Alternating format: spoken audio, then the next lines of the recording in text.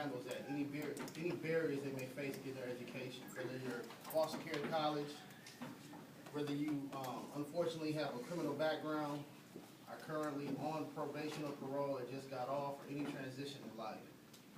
We got our AMP program, which stands for African American Parity. Brother Ramon is one of the student leaders of that group, and they deal with identity. That means students who may identify as being disabled in some form or fashion, or students that may have issues related to self-identifying as being part of the LGBTQ community. What we do as a program is retention and graduation of all students of MCTC with a focus on students of color. There was a point in time on this campus that students of color were graduating at a rate of 7%. Wow. And men. Men, specifically the brothers. It was tight, so the issue had to be addressed.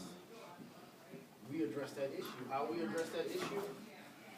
One, we came to the understanding that we had to take a holistic approach, because a lot of our students had issues outside of campus that they were dealing with before they even got to campus. So by the time they got to campus, they weren't in the mind frame to be able to capitalize on their education.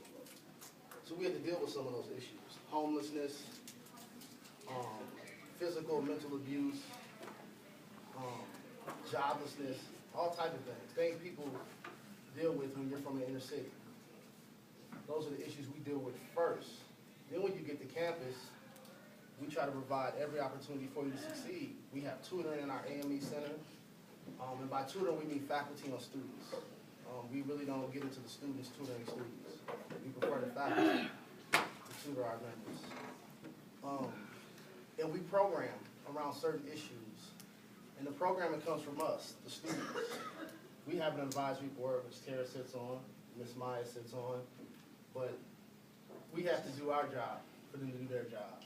So all our programming comes from us. I know the sisters just had a stress management forum.